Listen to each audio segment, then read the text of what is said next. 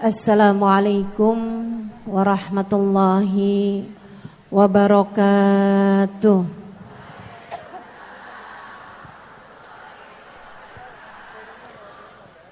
Alhamdulillah. Wassalatu wassalamu ala Rasulillah Muhammad ibn Abdillah wa ala alihi wa sahbihi wa man wala.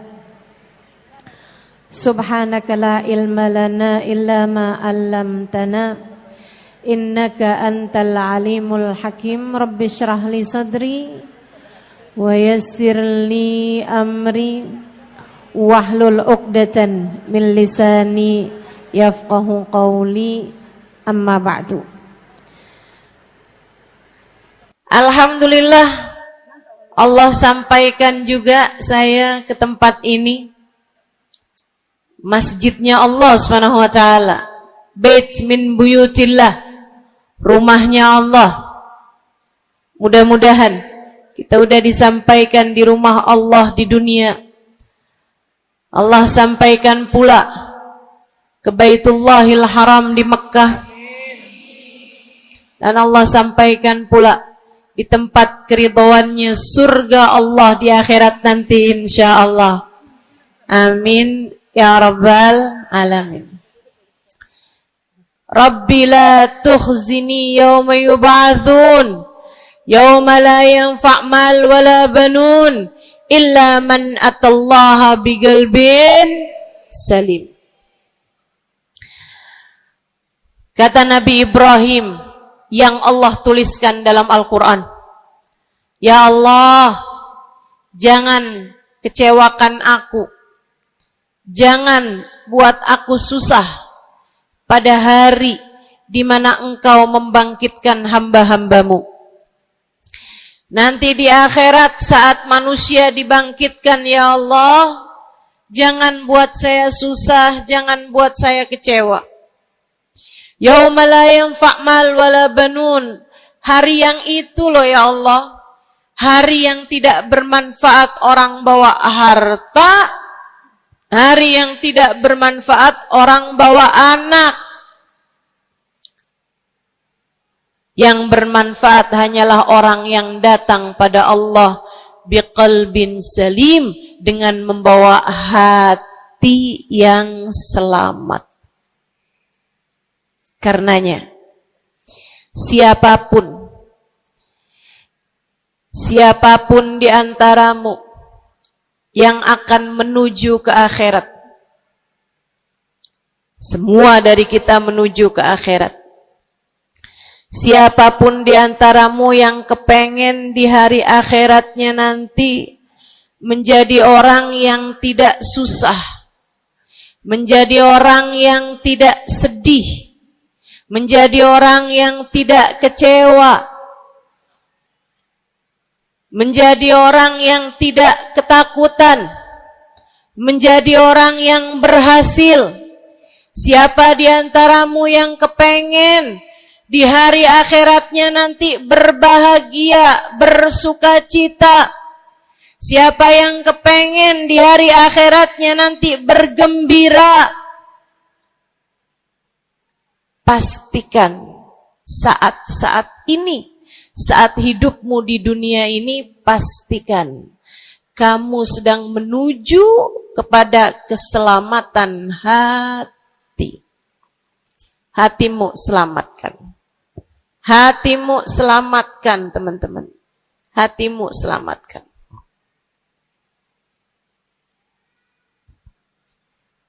Semoga Allah karuniakan kepada kita selamatnya hati insyaallah. Amin. Semoga Allah menyelamatkan hati kita semua. Semoga Allah menyelamatkan hati kita semua. Nabi kita Muhammad menyebutkan dalam salah satu hadisnya,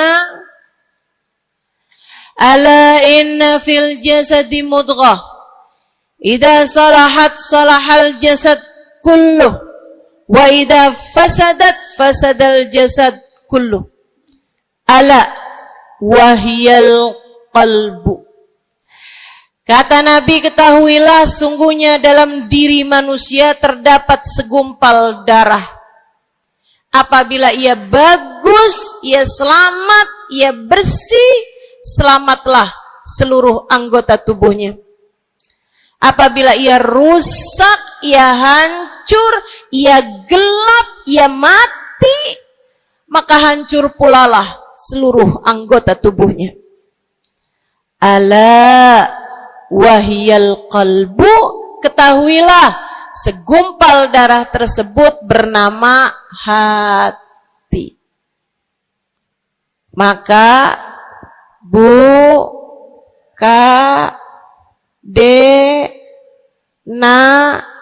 nek, banyak nenek-nenek di sini.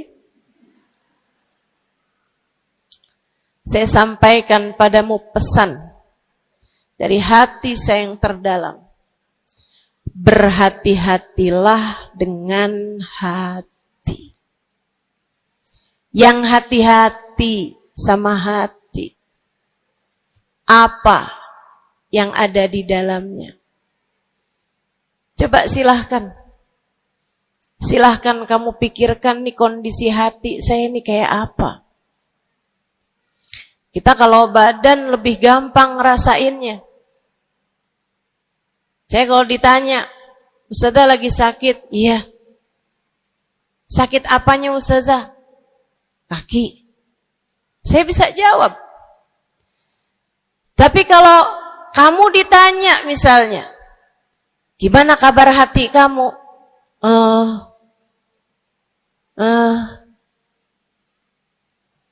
Gimana kabar hatimu?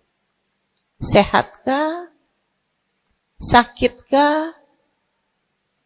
Atau bahkan sakaratul maut? Hatimu bercahayakah? Gelapkah? Atau bahkan mati?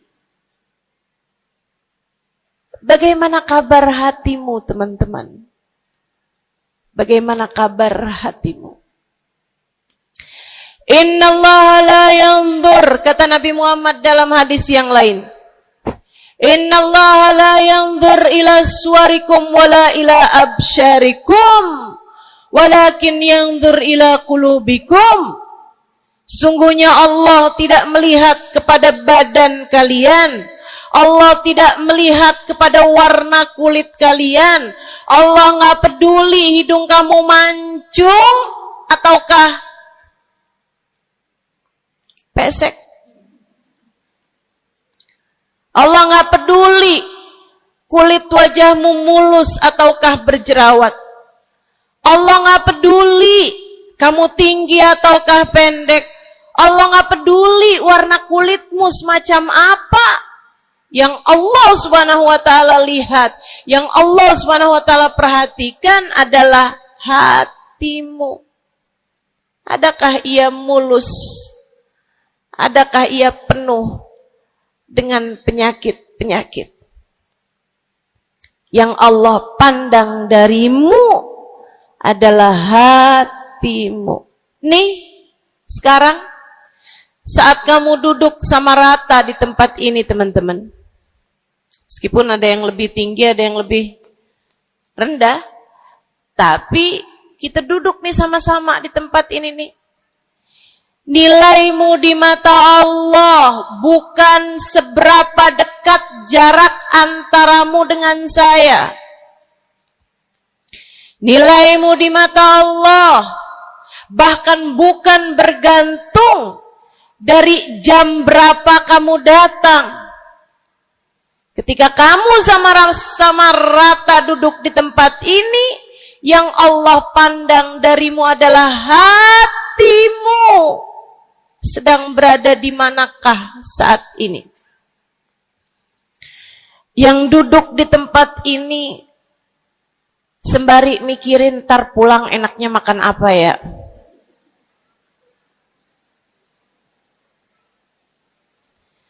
Yang duduk di tempat ini sambil mikirin, kok saya lapar ya? Iya, belum sarapan.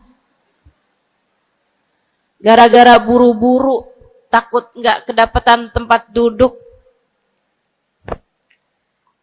Gara-gara buru-buru, kepengen bisa lihat mukanya Ustazah Halimah yang viral.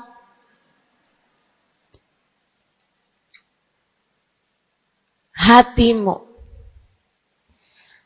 Allah melihat darimu nilaimu di hadapan Allah. Nilaimu di hadapan Allah saat ini. Bukan bergantung dari seberapa awal kamu datang.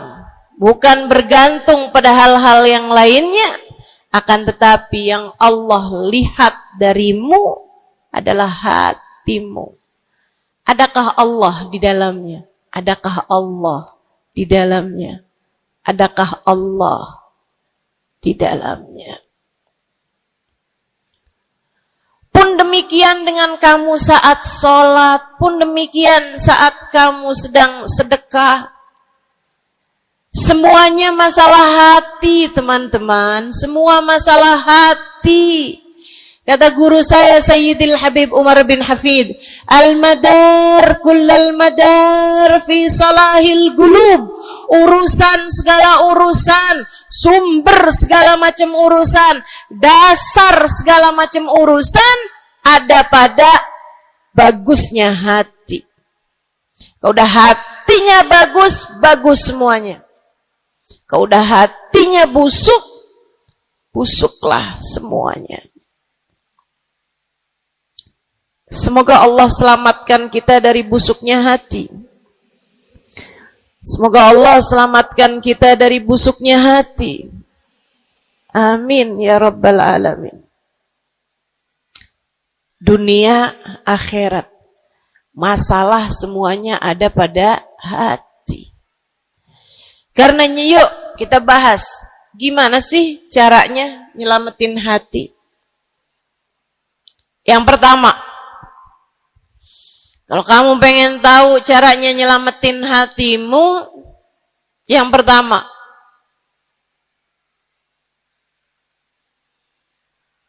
bersihkan sampah-sampahnya. Nih, kamu mau rumah itu biar bagus, biar terjaga, biar selamat. Kamu lihat dalamnya, oh banyak sampah,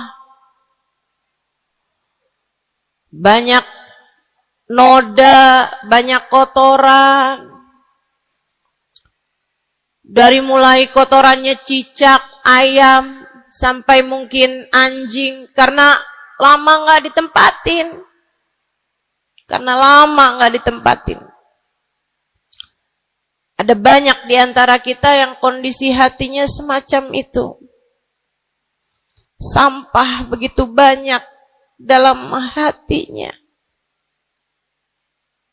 Ada banyak di antara kita umat Islam yang kondisi hatinya semacam itu. Begitu banyak sampah di dalam hatinya tersebut. Semoga Allah selamatkan semuanya. Amin. Maka hal pertama, kalau kamu kepengen punya hati yang selamat, yang nomor satu adalah bersihkan hatimu dari semua sampahnya, keluarin. Apa sampahnya hati? Dosa-dosa yang telah kamu lakukan. Idza aznabal abd nakat fi qalbihi nuqtah sauda. Kata baginda kita Nabi besar Muhammad, idza aznabal abd, ketika seorang hamba mengerjakan dosa, tertorehlah di dalam hatinya satu titik hitam. Sampahnya hati. Kamu tiap kali bikin dosa, dosa apa aja? Bukan hanya dosa besar, zina, bukan hanya dosa besar, minum minuman keras atau narkoba, bukan hanya dosa besar, judi atau riba. Bukan hanya dosa-dosa besar. Kalau itu titik hitam yang sangat besar tertoreh di dalam hatimu itu. Bahkan dosa-dosa kecil, sekedar marah-marah sama suami, atau ngambil uang suami. Gimana? Pernah? Rezeki istri solehah ustazah. Lagi mau nyuci, kelihatan, alhamdulillah. Emang haram ya ustazah? Ya haram, bukan punya kamu. Kan katanya ada hak istri dalam harta suami. Iya betul kalau dia kasih. Kalau dia kasih, kalau nggak kasih, nggak halal juga. Bahkan dosa-dosa kecil, seperti melihat tetangga, terus kamu bilang, ya ampun, cakep banget ya. Nyesel saya nggak kawin sama dia.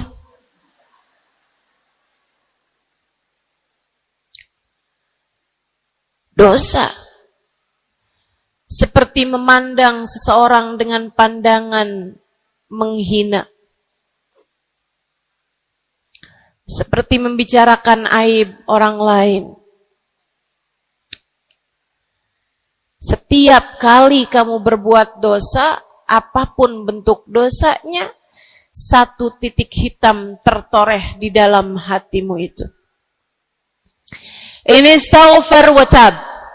Musih. Kalau dia beristighfar, kalau dia bertaubat, dihapuslah titik hitam tersebut. Wa illa, kalau enggak, ya tetap aja ada. Kamu bikin dosa lagi, bikin dosa lagi, bikin dosa lagi, bikin dosa lagi. Enggak pernah istighfar, enggak pernah memperbaiki diri. Aurat tidak kamu tutup dengan baik. Sehingga akhirnya setiap kali kamu keluar dilihat oleh laki-laki yang bukan mahrammu. Satu titik hitam, satu titik hitam, satu titik hitam. Sampai terkadang hati seseorang dipenuhi dengan titik-titik hitam. Hatinya menjadi legam. Hatinya menjadi penuh dengan titik-titik hitam. Semakin bertambah lagi, semakin bertambah lagi, jadilah karat. Jadilah karat. Kalau udah jadi karat, na'udzubillah. Ini yang Allah sebutkan di dalam Al-Quran. Kata Allah, kalla, a'udzubillahi minasyaitonirrajim, kalla, bal rana ala qulubihim bima kanu yaksibun, kalla innahum an rabbihim yawma idin lamahjubun. Kalla, kata Allah, balran, ada ran, ada karat di dalam hati mereka tersebab dosa yang menumpuk tanpa pernah dimohonkan ampunan. Kalla innahum an rabbihim yawma idin lamahjubun. Orang kalau hidup bawa karat hasilnya apa? Orang kalau hidup bawa karatnya hati hasilnya apa ya Allah? Kalla innahum an rabbihim yawma idin lamahjubun. Orang yang hatinya punya karat, pada hari tersebut ia akan terhalang dari Allah Tuhannya. Guru saya Sayyidil Habib Umar bin Hafid menyampaikan tafsir mengenai ayat ini. Kata Habib Umar bin Hafid, tidak mati dengan membawa iman. Orang yang hatinya penuh dengan karat, apabila datang ajal menjemput, iman tercerabut dari dalam hatinya, hingga ia pun mati, keluar dari atas muka bumi ini dengan tanpa membawa iman Islam. Dia keluar dari atas muka bumi ini bukan sebagai hamba Allah, bukan sebagai umat Nabi besar Muhammad sallallahu alaihi wa ala alihi wasallam. Dia meninggal dunia dalam keadaan su'ul khatimah.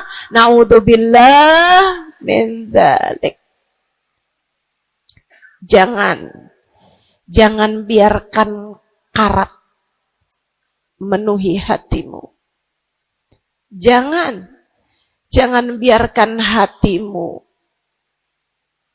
dosa-dosa yang telah kamu lakukan menjadi berkarat dalam hatimu itu. Saya kesian sama kamu. Gak apa-apa. Hidup terus-terusan ngontrak, gak apa-apa. Hidup gak pernah punya kendaraan sendiri, gak apa-apa. Gak pernah punya HP yang canggih, gak apa-apa. Saya hidup di atas muka bumi ini, gak pernah ada yang datang melamar saya. Jadinya sampai di usia di atas 30-an tahun, saya masih menjomblo, Ustazah. Gak apa-apa. Ustazah, saya udah menikah 10 tahun, belum ada anak juga, Ustazah. Enggak apa-apa. Ustazah, suami saya kawin lagi, Ustazah. Enggak apa-apa.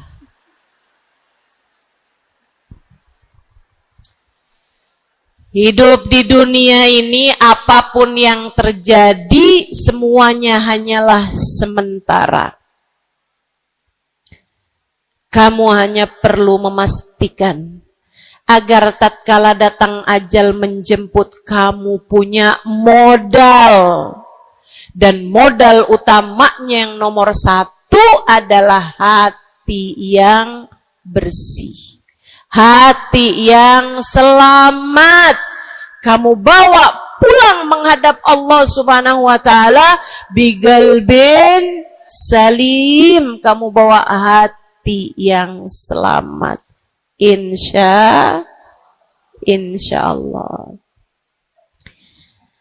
Mati nggak bawa suami nggak apa-apa. Mati nggak bawa anak nggak apa-apa. Nggak bakalan jadi pertanyaan malaikat raqib atid.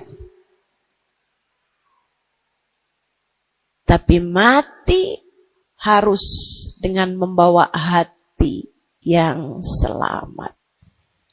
Mudah-mudahan Allah karuniakan. Mudah-mudahan Allah karuniakan. Saudaraku sekalian yang saya muliakan, maka bersihkan sampah-sampah dalam hatimu itu. Caranya gimana nih, Ustazah? Dosa-dosa saya emang udah banyak banget. Saya di masa muda, di masa remaja, bahkan sampai udah tua juga nih, bergelimangan dengan dosa demi dosa. Banyak dosa saya, Ustazah. Saya zaman muda berada dalam masa jahiliyah. Dosa, segala dosa saya kerjakan. Apa yang harus saya lakukan? Bersihkan karat-karat dalam hatimu itu dengan taubat. Minta ampun sama Allah. Minta ampun sama Allah. Kamu perlu nangis sama Allah. Kamu perlu sungguh-sungguh minta ampunan sama Allah. Dosa segede gunung, kalau Allah mau melemparkannya ke dalam lautan ampunan, inna kaba'irad dunubi ful ghufrani kalamami. Katanya sahibul burda, sesungguhnya dosa-dosa besar dalam lautan ampunan, ia hanyalah seperti buih di dalam lautan. Gak ada artinya apa-apa kalau Allah mau ampuni. Dosa sebesar apapun, kalau Allah mau ampuni gak ada artinya. Tapi dosa sekecil apapun, kalau Allah mau perhitungkan, kamu gak akan selamat. Saya sampaikan padamu atas nama cinta.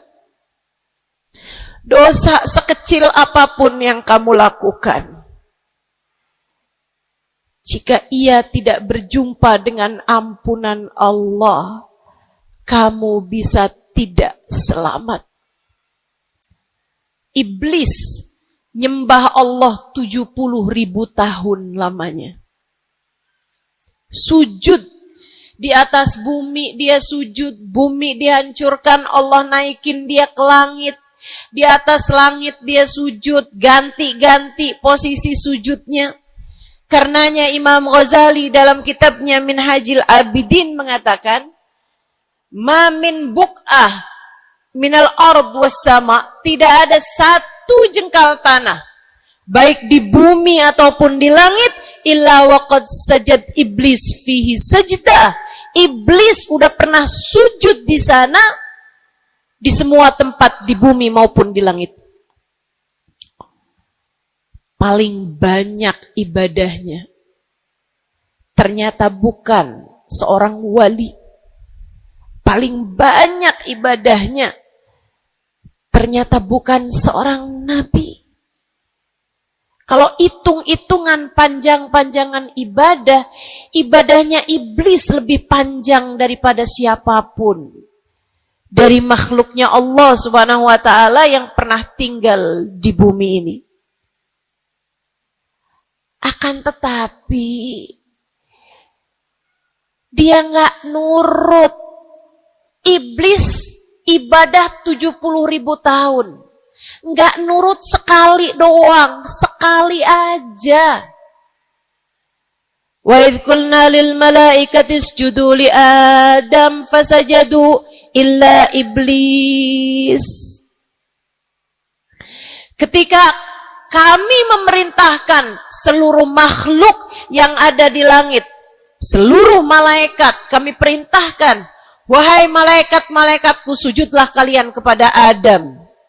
Fasajadu, mereka semuanya sujud. Illa iblis, kecuali iblis doang. Tantang, petenteng gak mau sujud. Allah tanya, ma manaka antas judali Adam idh amartuk? Iblis, apa yang bikin kamu gak mau sujud kepada Adam? Padahal aku yang telah memerintahkanmu. Bukankah kamu selama ini sujud di bumi, di langit untuk menyembahku? Sekarang aku perintahkan padamu untuk sujud. Kenapa kamu gak mau sujud padanya? Iblis gak bilang, ya Allah, kan perintahnya tadi malaikat, saya kan bukan malaikat ya Allah. Gak gitu. Gak gitu. Saudariku sekalian yang saya muliakan, bahkan iblis gak bilang, males ya Allah saya sujud, lagi bisulan, misal. Enggak gitu juga. Makanya orang yang meninggalkan taat karena malas, karena bodoh misalnya, itu lebih dimaklumi teman-teman daripada yang kayak iblis ini nih. Ketika ditanya apa yang membuatmu gak mau sujud, wahai iblis, kepada Adam, iblis dengan pongahnya, dengan sombongnya mengatakan, ana khairun minhu, saya lebih baik daripada Adam. Khalaqtani min nar wa khalaqtahu min tin. Saya berasal dari api, sementara Adam berasal dari tanah. Tanah diinjak-injak ya Allah, sementara api begitu hebatnya. Fahbit minha fa innaka rajim. Kata Allah, kita yang taat sama dosa sama-sama baik.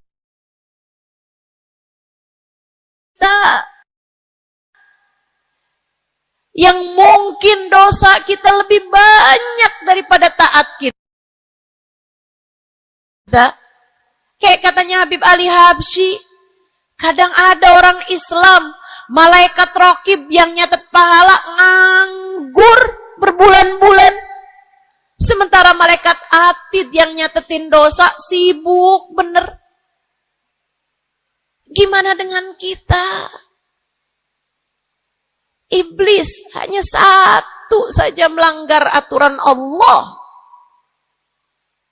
Allah kemudian mewahyukan padanya, keluar kamu wahai iblis dari surgaku, sesungguhnya kamu terkutuk. Kamu, kalau Allah mau memperhitungkan satu saja dosa kamu, kamu nggak akan selamat. Saya sampaikan padamu, iya kamu, semua yang dengerin saya. Kalau Allah mau memperhitungkan satu saja dosamu, kamu nggak akan selamat. Kamu tidak akan selamat. Tapi kan saya anaknya Fulan bin Fulan. Tapi kan saya keturunannya Fulan bin Fulan. Tapi kan saya istrinya Fulan bin Fulan. Bu, Kak, Dek, Nak, nggak selamat siapapun kamu. Anaknya Nabi Nuh, nabinya Allah tenggelam. Pamannya Nabi Muhammad, paman baginda kita Nabi besar Muhammad, Abu Lahab, Allah tuliskan kehancurannya, kecelakaannya, kebinasaannya di dalam Al-Quran. Mau siapa yang kamu andalkan? Tapi kan saya udah banyak bikin taat, saya tiap malam bangun tahajud. Kamu nggak nyampe seujung kukunya ibadah iblis 70.000 tahun. 70.000 tahun. Sujud pada Allah SWT di tiap jengkal tanah. Nih tanah yang sekarang kita jejak ini pernah dibikin sujud sama iblis.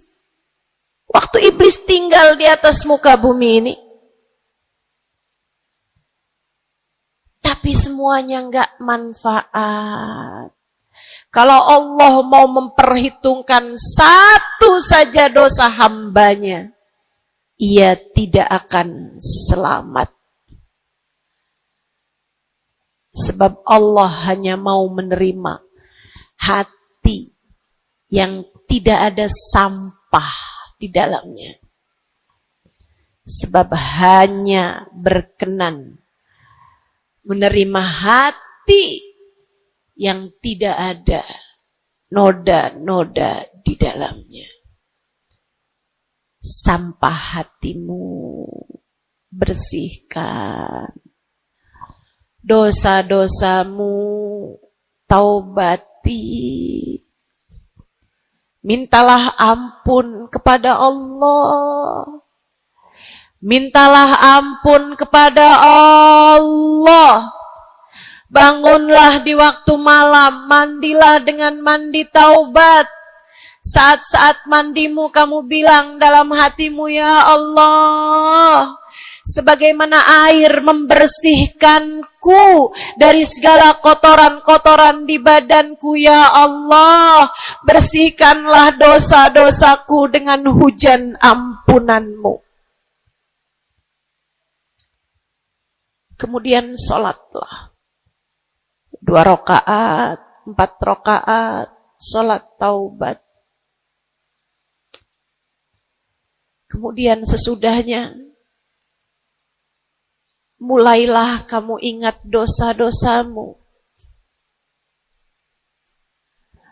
Mulailah kamu ingat dosa-dosamu. Dari sejak kamu balik sampai sekarang ini. Betapa ia telah menggunung, betapa ia telah melumuri dirimu itu, betapa ia telah menjadikan dirimu kotor. Kemudian ingatlah nikmat yang telah Allah SWT berikan, bahwa bersama dengan banyaknya dosa-dosamu, Ia tak henti-henti memberikan kepadamu kenikmatan demi kenikmatan. Bahwa meski matamu berulang-ulang kau pandang yang haram dengannya, Allah masih membiarkan matamu dapat melihat. Betapa meskipun telingamu berulang-ulang kamu pakai untuk mendengarkan aib-aib orang, nyatanya sampai sekarang telingamu masih dapat mendengar. Betapa lisanmu, berapa banyak hati tersakiti dari lisanmu itu. Mertuamu kamu sakiti, suamimu kamu sakiti, anakmu bahkan kamu sakiti. Bodoh banget sih jadi anak. Astagfirullah. Kamu kok bandel banget sih, mama nyesel punya anak kayak kamu. Astagfirullah.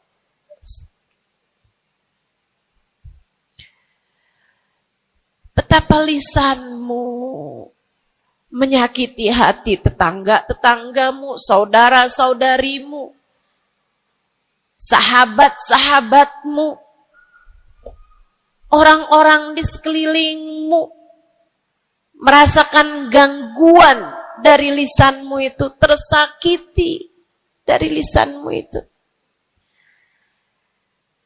Tapi meskipun entah sudah berapa banyak dosa tercatat dari lisanmu, Allah masih tetap membiarkan lisanmu dapat berbicara sampai saat ini. Nikmat tak henti-henti Allah berikan kepadamu, bukan? Betapa durhakanya diri kita. Namun betapa penuh rahmatnya Allah kepada kita. Betapa berlumurannya kita dengan dosa-dosa. Namun betapa Allah bersama dengan segala dosa-dosa yang kita lakukan, tak henti-hentinya membanjiri kita dengan kenikmatan. Wa in ta'uddu ni'matallahi la tuhsuha. Kalau kamu mau hitung nikmatnya Allah, kamu tak akan pernah mampu menghitungnya. Sesudah kamu ingat-ingat dosamu, kamu ingat nikmat Allah kepadamu, kamu ucapkan seperti ucapan baginda Nabi Muhammad. Allahumma anta rabbi la ilaha illa anta khalaqtani wa ana abduka wa ana ala ahdika wa wa'dika mastata'tu a'udzu bika min syarri ma sana'tu abu'u laka bi ni'matika 'alayya wa abu'u bi dhanbi faghfirli fa innahu la yaghfiru dzunuba illa anta. Ya Allah, Engkau adalah Tuhanku. Tak ada Tuhan kecuali Engkau. Aku adalah hamba-Mu yang Kau perintahkan buat taat, yang Kau perintahkan untuk menepati janji semampuku. Ya Allah, aku berlindung dari buruknya perbuatan yang telah aku lakukan. Begitu buruk, begitu jelek dosa yang telah aku perbuat padamu, ya Allah. Abu'u laka bi ni'matika 'alayya. Ya Allah, Engkau Engkau selalu datang padaku dengan berbagai macam kenikmatan-kenikmatan. Wa abu'u bidzambi, sementara aku selalu datang padamu dengan dosa demi dosa. Faghfirli, ampunilah aku ya Allah. Fa innahu la yaghfirudz dzunuba illa anta. Bukankah tak ada yang dapat mengampuni dosaku selain Engkau ya Allah. Minta ampun sama Allah. Minta ampun sama Allah. Yang serius, menangislah di hadapannya. Menangislah di hadapannya. Dalam keheningan malam saat tiada sesiapapun yang melihatmu. Jauhkan dulu apapun yang dapat membuatmu kehilangan konsentrasi. Jangan lagi khusyuk-khusyuk begitu tiba-tiba kedengaran suara Shopee.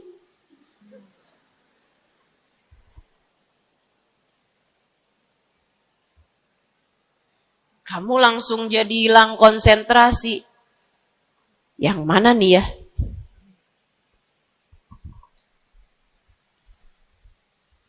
Bismillah. Kalau kamu pengen punya hati yang selamat, nomor 1 adalah taubat. Taubatan nasuha. Taubat yang sungguh-sungguh. Nyesel telah berbuat dosa. Meninggalkan dosa-dosa tersebut. Berjanji untuk tidak mengulanginya lagi.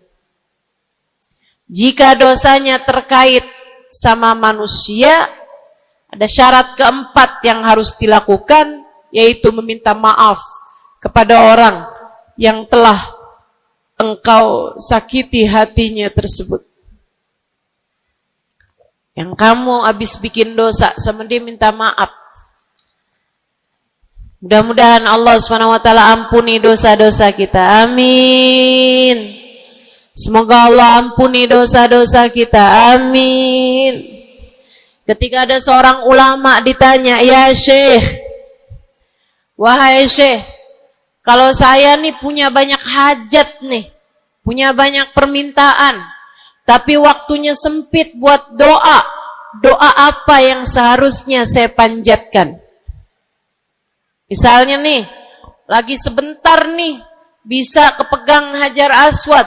Lagi sebentar nih, bisa ada di depan Ka'bah.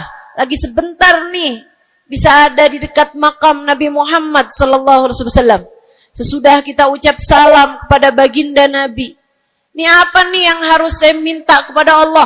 Hajat saya banyak, sementara waktu saya sempit buat doanya. Apa yang harus saya mintakan? Apa sebaik-baik hajat yang perlu kita mintakan di saat tidak banyak waktu untuk memintanya kepada Allah? Syekh tersebut menjawab, Is'alil maghfirah, mintalah ampunan dari Allah. Sebab bagaimana mungkin kamu meminta hajat-hajat yang lain sementara kamu masih belum berada dalam pandangan rahmatnya Allah. Kamu masih terusir dari pintunya. Kamu udah minta-minta. Nih kayak istri lagi minggat sama suaminya. Kemudian dia WhatsApp, tolong dong transferin saya. Lah balik dulu.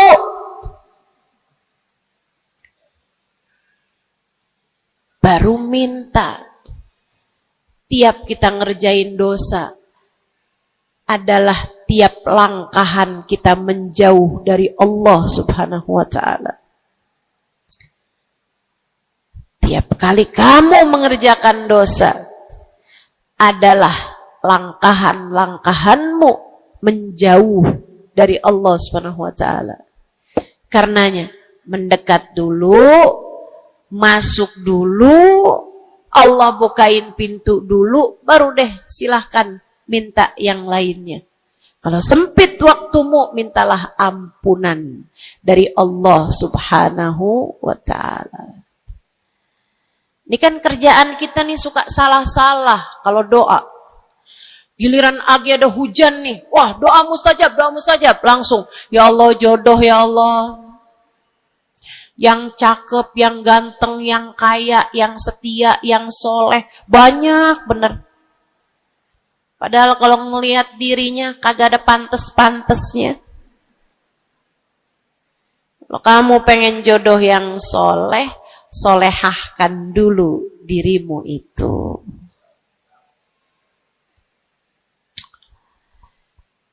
Begitu datang hujan, ya Allah, duit yang banyak, ya Allah, duit yang banyak, ya Allah. Mintalah dulu ampunan. Sebab kamu mati, gak bawa jodoh, gak apa-apa. Kamu mati, gak bawa duit, gak apa-apa. Tapi kita mati harus bawa ampunan Allah Subhanahu wa ta'ala. Sebab dosa akan mengotori ruang hati kita. Maka syarat utama hati yang bersih adalah keluarkan sampah darinya dengan cara taubat. Mohonlah ampun pada Allah. Secara serius. Cukup sekali Ustazah? Enggak cukup. Lo dosanya banyak. Tiap habis sholat minta ampun. Tiap ada kesempatan buat doa minta ampun. Tiap lagi datang hujan minta ampun. Tiap lagi ziarah ke makam Nabi, ke makam wali minta ampun sama Allah. Tiap lagi datang orang soleh, katanya doa sambil memandang wajah orang soleh mustajab. Apa yang mesti kita minta? Minta ampunan dari Allah Subhanahu wa ta'ala. Minta ampunan dari Allah Subhanahu wa ta'ala. Itu satu syarat mutlak utama. Pengen hatimu selamat, keluarkan sampah-sampahnya. Habis keluarin sampah-sampahnya, nah sekarang udah bersih. Ternyata ada penyakit-penyakitnya. Ada bagian itu yang atapnya bocor. Ada airnya yang tersumbat, penyakitnya rumah. Bukan begitu?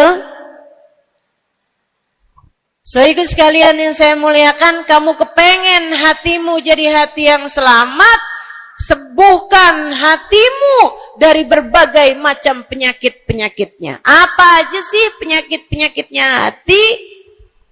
Banyak. Imam Ghazali menyebutkannya dalam kitab Ihya Ulumuddin. Sampai jadi satu kitab yang tebal membahas mengenai hal-hal yang buruk yang ada dalam hati manusia. Pembahasan panjang. Nggak akan keburu waktunya buat bahas panjang itu. Tapi saya bilang, Bu, kayak rumah. Saya pernah beli rumah. Suami saya beli rumah. Kemudian saya liatin rumahnya bagus, bersih, cakep. Udah nih. Kemudian satu hari saya ajak teman saya yang ngerti urusan rumah. Ahli desain interior rumah. Saya bawa masuk dalam rumah saya. Dia liatin. Ini bocor nih Ustazah. Yang ini nih. Harus cepet-cepetan ditambal. Terus dia lihat ada bagian atap tuh bocor tuh Ustazah. Tambal dulu Ustazah. Dibenerin dulu tuh Ustazah sebelum ditempatin. Bu, saya kirain rumah saya udah bagus. Ternyata kalau dilihat sama ahlinya baru ketahuan. Kita juga begitu semua. Kita kirain hati kita baik-baik aja. Tapi kalau kita duduk ngaji, kalau kita hadir di majelis taklim, kalau kita dengerin kajian-kajian, kita baru paham Ya Allah, ternyata hati saya ada penyakitnya di sini. Ternyata saya juga punya penyakit yang ini. Ternyata saya punya penyakit yang ini. Karena jangan berhenti belajar. Jangan berhenti mengaji. Biar kita faham penyakit-penyakit hati kita tuh di bagian mana. Sehingga kita bisa konsentrasi buat mengobatinya. Ada tuh bagian atap yang dibilangin sama temen saya nggak terlalu peduli. Saya liatin kecil aja kok. Sampai satu hari, untung aja saya nggak ada di bawah situ. Jebol atap rumah saya. Banjir rumah saya. Gara-gara atap yang berpenyakit yang tidak diberesin. Begitu pula dengan hati kita. Cari tahu apa penyakitnya. Cari tahu apa obatnya. Dengan kamu duduk mengaji. Ini bukan urusan sejam, 2 jam dipelajari, kemudian semuanya benar. Ini adalah PR seumur hidup kita. Buat sehatin hati kita. Buat bagusin hati kita. Buat bersihin hati kita. Penyakit hati paling berbahaya namanya kesombongan. Dan Bu, Kak, Dek, Nak, siapa di antara kita yang selamat darinya? Apa itu sombong, wahai Rasulullah? Kata seorang sahabat. Sebab saya senang pakai baju bagus. Saya Rasulullah senang makan enak, senang pakai baju bagus.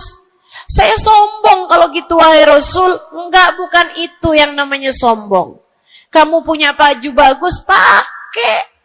Jangan punya baju bagus, saya kalau pakai ini kelihatannya sombong. Ya udah dah, saya pakai yang rombeng-rombeng aja. Punya baju bagus tapi daster udah robek, itu aja yang dipakai. Tanya sama suaminya, kok kamu pakai baju yang ini sini kan robek nih. Enak, adem. Adem yang lihat, adem yang make, gerah yang lihat. Bukan itu yang namanya kesombongan. Saya punya uang, saya bisa beli mobil yang bagus, tapi saya nggak mau beli, saya takut sombong. Bukan itu yang namanya kesombongan. Saya punya uang, bisa bangun rumah buat tamu-tamu. Ulama-ulama kalau datang bisa tinggal di rumah saya. Tapi saya nggak mau, kayak gitu ntar saya sombong. Bukan itu yang namanya kesombongan. Sombong, kata Nabi Muhammad, batarul haq wa ghamtun nas. Sombong adalah menolak kebenaran dan menghina orang lain, merasa diri lebih baik daripada orang lain. Itu yang namanya sombong. Merasa diri lebih baik dari orang lain. Merasa diri lebih baik dari orang lain. Sering banget ini kan kita kan. Betul? Dulu-dulu belum pakai jilbab.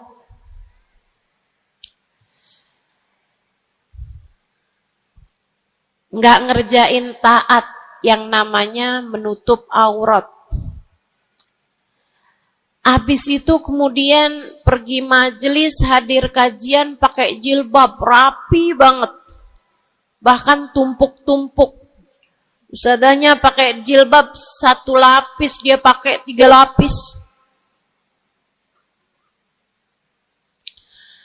Tapi dia ngelihat orang-orang yang belum pakai jilbab, ya ampun, belum dapat hidayah, sian.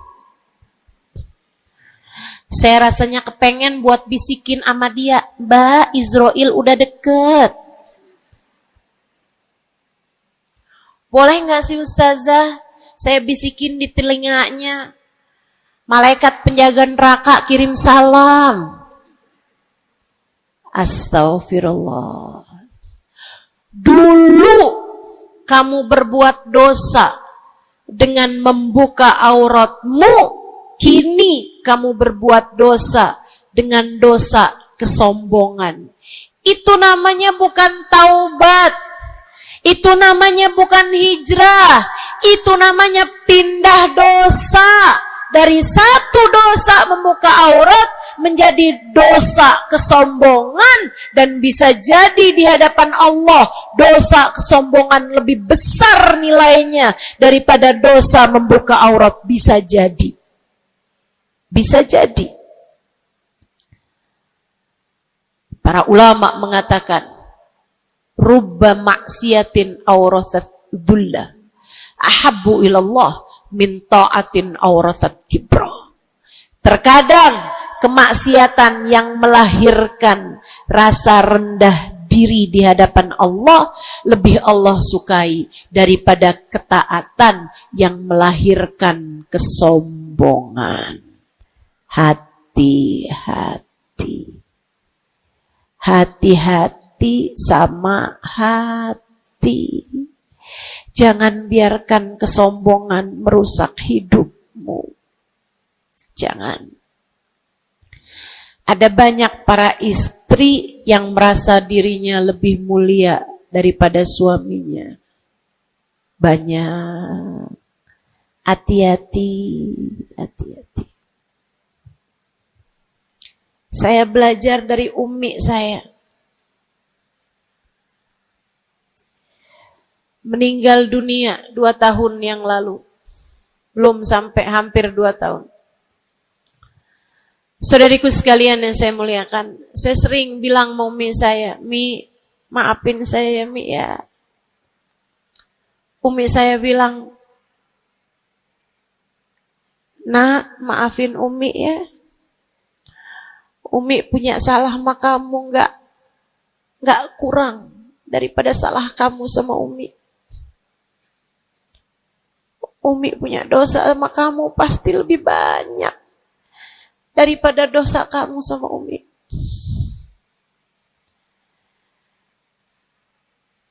Itu rasa yang jarang dimiliki para ibu. Seringnya ibu tuh merasa selalu lebih baik daripada anaknya. Seringnya ibu tuh merasa dia nggak punya salah, dia nggak punya dosa. Yang punya dosa banyak tuh anaknya kepada dirinya, bukan begitu? Ayo minta maaf dulu sama ibu. Ayo minta maaf dulu. Kan seringnya bilang gitu sama anak-anak kita. Kamu tuh nak, ibu ini adalah ibumu, surgamu berada di bawah telapak kakiku. Waduh. Betul, al-jannah tahta aqdamil ummahat. Tapi ucapan kamu yang semacam itu kesombongan. Yakin bakal masuk surga? Yakin? Yakin bakal masuk surga, Bu? Para ibu yang suka bilang surgamu anakku berada di bawah telapak kaki ibumu, yakin kamu bakal masuk surga? Hah? Allah nggak pernah wajib memasukkanmu ke dalam surga, Bu. Allah nggak pernah wajib menghindarkanmu dari api neraka, Bu. Allah nggak pernah wajib menjadikanmu ada di belakang Nabi Muhammad. Kalau kamu sampai Allah usir dari surganya, Allah masukkan kamu ke dalam nerakanya, kamu bisa apa? Kalau saat Nabi Muhammad menggiring umatnya dan kamu tidak bisa ada di belakangnya, kamu terusir dari rombongan Nabi Muhammad, kamu bisa apa? Kamu bisa apa? Nilaimu yang sesungguhnya nanti di akhirat kelihatannya. Nilaimu yang sesungguhnya nanti Di akhirat kelihatannya. Jadi kalau kamu mau sombong, tar di akhirat. Kalau sampai kamu bisa masuk ke dalam surga Allah, kalau kamu sampai berada di barisan-barisan terdepan dalam rombongan Nabi besar Muhammad, kalau kamu bisa makan dari buah-buahan surga, kalau kamu ada saat kamu mengucap salam kepada baginda Nabi Muhammad, matamu bisa memandang indah wajahnya, telingamu bisa mendengar indah suaranya, lisanmu bisa mengucapkan salam langsung di hadapannya, silahkan membusungkan dada pada saat itu. Silahkan mau ngerasa diri kamu lebih baik daripada ahli-ahli neraka, silahkan. Tapi sekarang keadaannya belum tentu. Bagaimana jika seseorang yang kamu memandang dirimu lebih baik darinya, ternyata ia melenggang masuk ke dalam surga, sementara kamu Allah jerumuskan ke dalam api neraka? Keadaannya belum jelas, keadaannya belum tentu. Jangan pernah merasa diri lebih baik daripada siapapun. Jangan pernah merasa diri lebih baik daripada siapapun. Hatimu benerin rusak-rusaknya, penyakit-penyakitnya. Ada penyakit berbahaya namanya hasud. Ada penyakit berbahaya namanya hasud. Apa itu hasud? Seneng orang lain dapat kesulitan, seneng kalau orang lain dapat kemalangan, kesusahan, susah hati kalau orang lain dapat kesenangan. Tuh.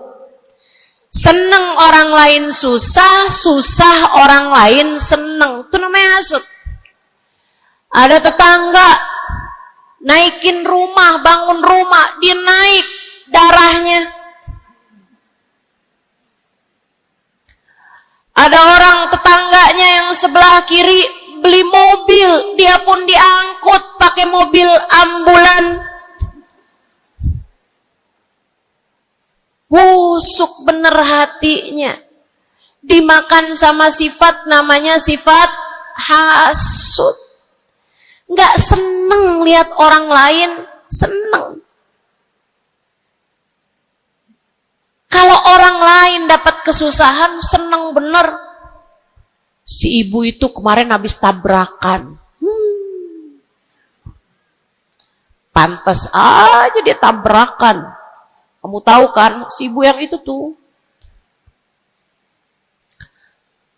suka ngerebut laki orang. Ngerebut suami orang jelek, teman-teman, jelek. Jelek. Tapi kamu ngomongin orang juga perbuatan yang jelek, sama jeleknya. Yuk belajar buat jangan punya sifat hasud. Dia kok bikin pengajian besar, pengajian kita harus lebih besar. Urusannya apa? Bukankah majelis itu adalah dakwah mengajak orang kepada Allah? Hatimu jagain, hatimu jagain, hatimu jagain. Ada yang bisa begitu, alhamdulillah. Ada ustazah yang lebih pandai darimu, alhamdulillah. Minta doa, ambil ilmunya. Bukan malah dihasutin. Hati-hati, hati-hati. Jangan sampai hasutmu membawamu kepada terusir dari rahmatnya Allah. Kayak Bal'am bin Ba'ur. Ada zamannya Nabi Musa, teman-teman sekalian. Namanya Bal'am bin Ba'ur. Ilmunya tinggi. Sampai kabarnya, jamaahnya juga banyak. Semua orang dengerin kajiannya. Ini saya serem nih. So ikut sekalian nih, ngeri banget nih. Ini buat orang kayak saya nih, ngeri banget nih pembahasan ini nih. Ada orang berilmu, pintar banget, namanya Bal'am bin Ba'ur, zamannya Nabi Allah Musa. Jamaahnya banyak, kalau dia hadir kajian, semua orang di kampungnya hadir semuanya. Imam Ghazali cerita, dia sampai-sampai dari berilmunya tingginya, Allah kasih sama dia ilmu yang tinggi. Kalau dia ada dapat pertanyaan yang dia nggak tahu jawabannya, dia doa bisa lihat jawabannya langsung dari Lauhil Mahfuz. Kurang pinter apa? Kurang berilmu apa? Kurang hebat apa? Kurang dekat apa sama Allah? Kamu jadi ustazah, berapa banyak ilmumu? Kamu jadi seorang pendakwah, berapa banyak ilmumu? Kamu yang dianggap sebagai ulama, berapa banyak ilmumu? Merunduklah. Saudariku sekalian yang saya muliakan, si Bal'am bin Ba'ur, kabarnya sampai para malaikat turun ikut serta mencatat pelajaran-pelajaran yang dia berikan. Yang ngaji sampai bukan cuman orang, bukan cuman jin ikut ngaji, sampai malaikat-malaikat Allah ikut ngaji. Kurang apa hebatnya? Tapi Allah hancurkan Bal'am karena sifat hasud. Nabi Allah Musa datang ke kampungnya Bal'am bin Ba'ur. Jamaahnya Bal'am bin Ba'ur semua datang kepada Nabi Musa. Nabinya Allah, tentu saja semua datang. Semuanya datang kepada Nabi Musa. Semua minta doa kepada Nabi Musa. Semua berharap berkah dari Nabi Musa sebagai seorang nabinya Allah Subhanahu wa taala, Jalla Jalaluhu wa ta'ala azamatuh. Yang biasa hadir di majelisnya Bal'am kepengen istiqomah, kepengen rutinannya nggak terganggu, jadi dia tetap bikin rutinan walaupun ada Nabi Allah Musa alaihissalam. Jamaahnya dikit yang hadir. Mulai nih orang-orang yang berpenyakit datanglah kepada Bal'am bin Ba'ur. Rupanya Bal'am bin seorang nabinya Allah. Dia nggak lihat Nabi Musa sebagai seorang yang diberi kelebihan lebih banyak daripada dirinya karena diwahyukan wahyu kepadanya. Bal'am bin Ba'ur termakan sifat hasud. Ia pun berdoa meminta kepada Allah, ya Allah hancurkanlah Musa. Ya Allah, hancurkanlah Musa. Hancurkanlah Musa ya Allah. Saudaraku sekalian yang saya muliakan, Allah angkat semua kelebihannya Bal'am bin Ba'ur. Bahkan kabarnya dialah orang ateis pertama di atas muka bumi ini yang mengatakan alam semesta enggak ada Tuhannya. Ngeri. Allah cabut bahkan iman dari dalam hatinya Bal'am bin Ba'ur. Iman Allah cabut. Dari yang asalnya berilmu kayak begitu, Allah sampai cabut imannya, teman-teman saudaraku sekalian. Allah pun ceritakan tentang Bal'am bin Ba'ur dalam Al-Quran. Kata Allah Subhanahu wa taala, "A'udzu billahi minasyaitonir rajim. Famathaluhu kamathalil kalbi in tahmil alaihi yalhath aw tatrukhu yalhath Perumpamaannya Bal'am bin Ba'ur seperti anjing. Kalau kamu angkat, dia menjulur-julurkan lidahnya. Kalau kamu tinggalkan, dia pun juga tetap menjulur-julurkan lidahnya. Dianjing-anjingin, bukan sama orang, sama Allah subhanahu wa ta'ala. Lihat betapa Allah subhanahu wa ta'ala kalau murka sama seseorang nggak tanggung-tanggung. Siapapun kamu, kalau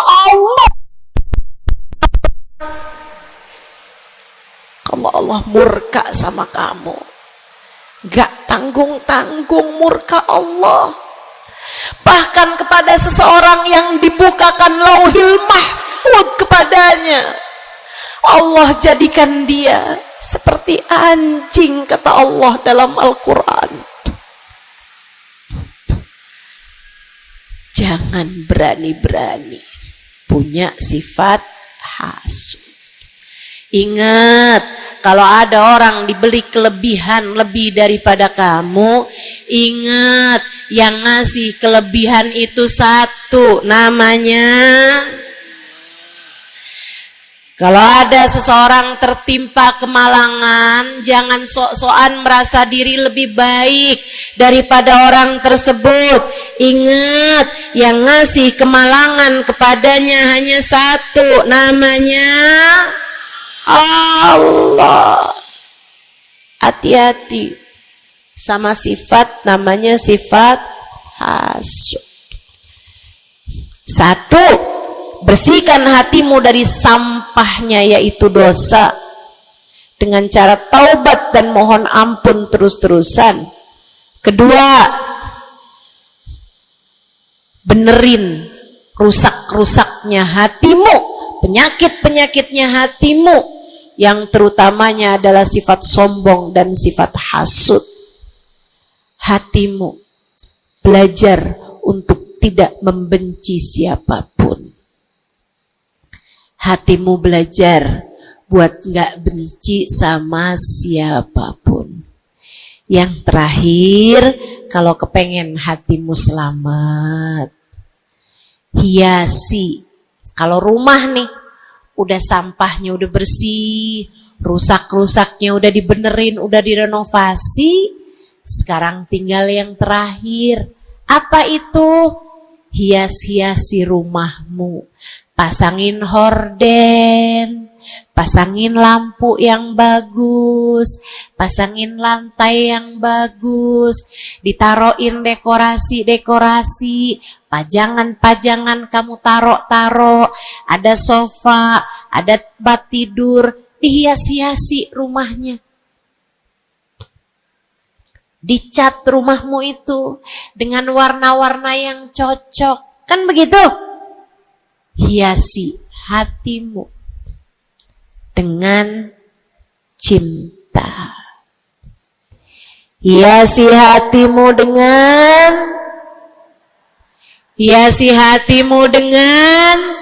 cinta. Hatimu ada cinta kepada yang semestinya dicinta. Siapa? Nomor satu Allah, nomor dua, nomor tiga, cintai apapun dan siapapun pada cintanya Allah dan Rasulnya. Cintai ulama karena mereka adalah pewaris para nabi. Cintai habaib dan syaraif karena mereka adalah orang-orang yang punya nasab sambung sama baginda Nabi besar Muhammad sallallahu alaihi wasallam.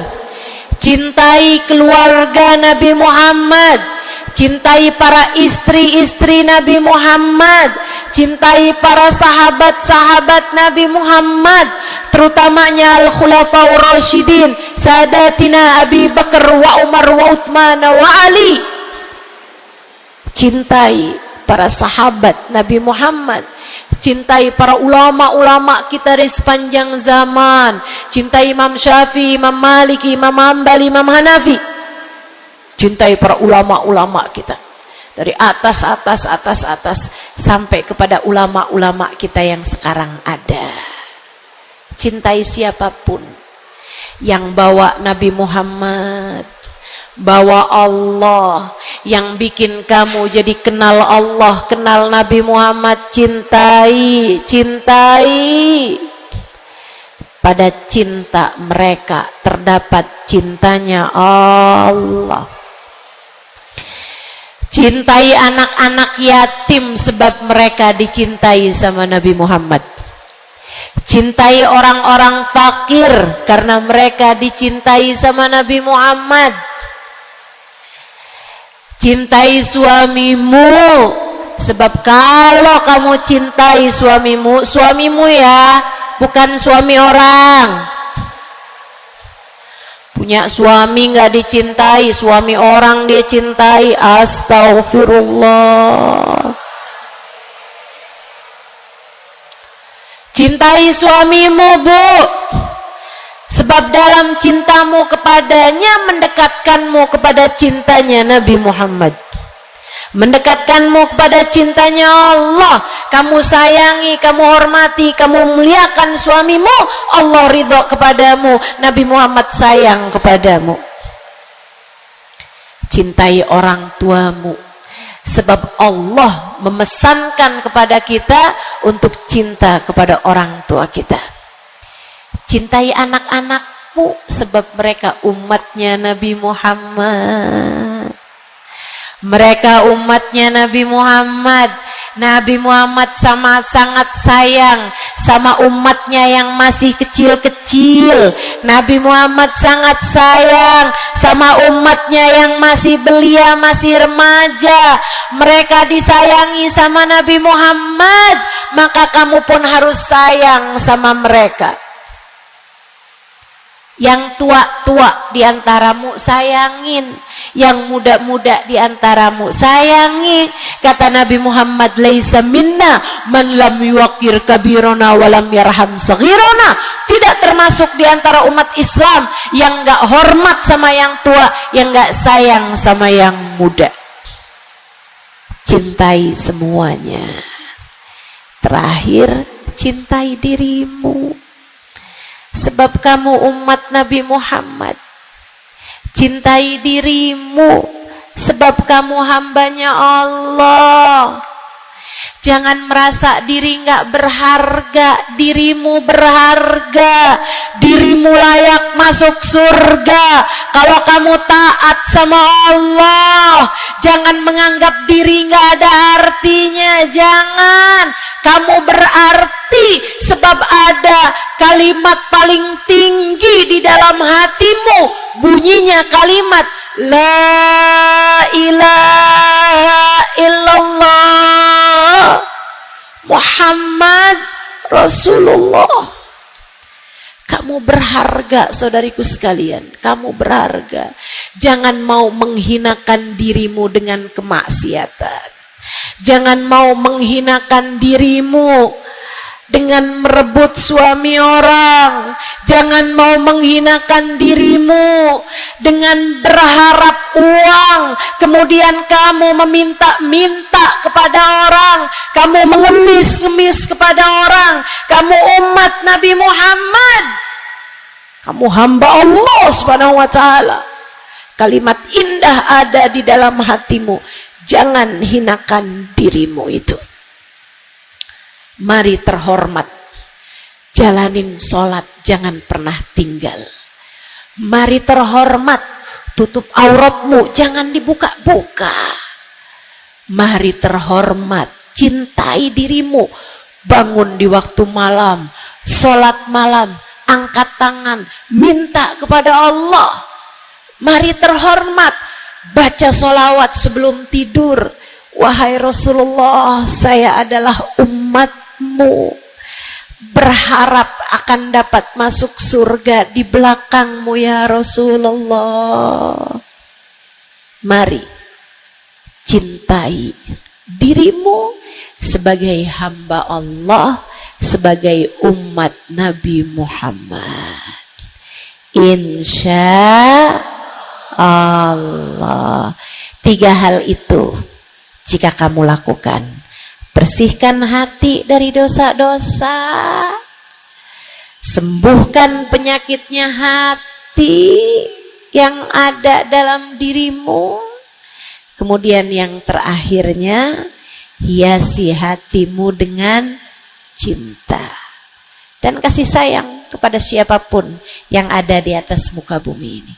Sayangi aja semuanya, cintai aja semuanya, sebab dalam cinta kepada semuanya terdapat cintanya Allah dan Rasulnya. Saya sakit, tapi saya tetap datang ke Pontianak karena saya sayang, karena saya cinta sama orang-orang Pontianak. Bukan karena Pontianaknya, tapi karena yang berkumpul di sini adalah umatnya Nabi Muhammad. Saya berharap dengan saya datang padamu, umatnya Nabi Muhammad, semoga Nabi kalian berkenan memandang saya dengan kasih sayangnya. Saya datang ke sini walaupun sakit, karena saya tahu kalian semua hambanya Allah. Ada keberkahan dalam diri kalian yang saya berharap mendapatkan itu. Saya berharap dengan saya datang padamu, Allah Tuhanmu berkenan merahmati saya sebagai hambanya. Yuk, sayangi semuanya. Yuk, cintai semuanya. Rabbana zalamna anfusana wa illam taghfir lana wa tarhamna lanakunanna minal khasirin. Rabbana atina fid dunya hasanah fil akhirati hasanah wa qina adzabannar. Bifadli subhana rabbika rabbil izzati amma yasifun wassalamun alal mursalin walhamdulillahi rabbil alamin. Assalamualaikum warahmatullahi wabarakatuh.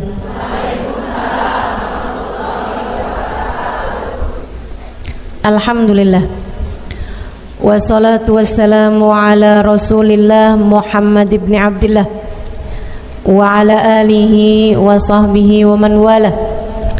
Subhanaka la ilma lana illa ma 'allamtana innaka antal alimul hakim. Rabbi syrah li sadri wa yassir li amri wahlul 'uqdatan min lisani yafqahu qawli, amma ba'du. Baik, sebelum kita mulai, kita akan baca niat belajar bersama-sama. Mudah-mudahan ilmunya nanti sekali lagi jadi ilmu yang manfaat buat kita sekalian. Bismillahirrahmanirrahim. Nawaitu ta'allum wa ta'lim wan naf'a wal intifa' wal mudzakarah wat tadhkir wal ifadah wal istifadah wal hidza 'ala tamassuk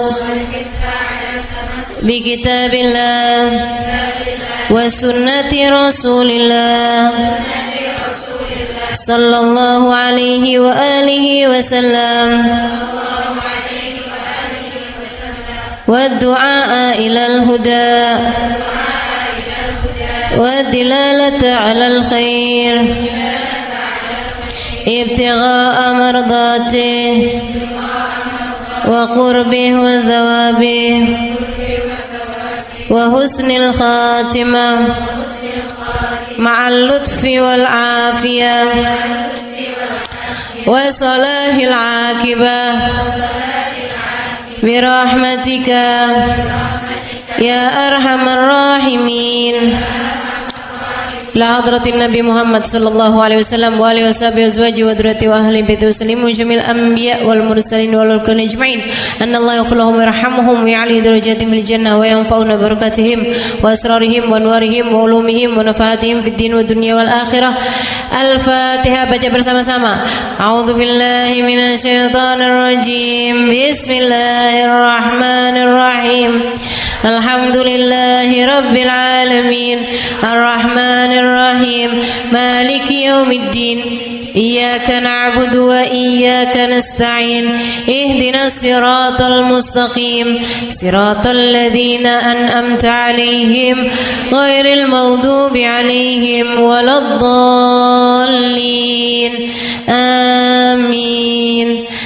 Taqabbalallah minna wa minkum taqabbal ya karim. Warraghbah fid dunya, sementara rakus ambisi terhadap dunia, tukathirul ham, bikin banyak sumpah, wal hazan, dan bikin banyak kesedihan.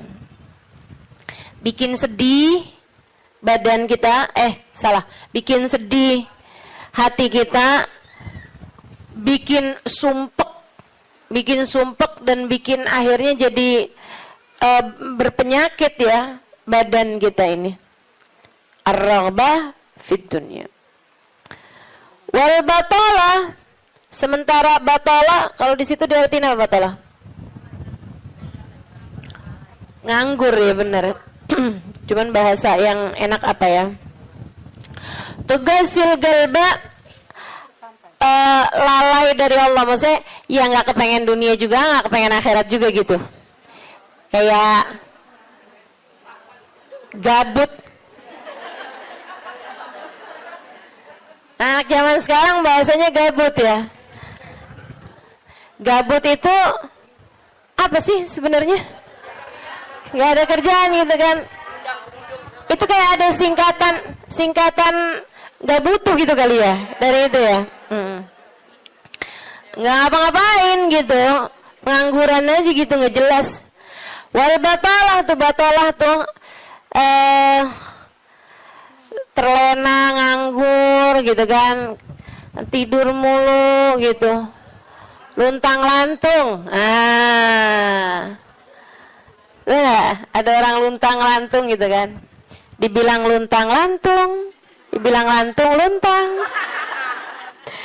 Tugasil galba, bikin keras hati, bikin keras hati. Nganggur tuh penyakit bahaya, memang bahaya. Wa qala alaihi salatu wassalam, dan bersabda pula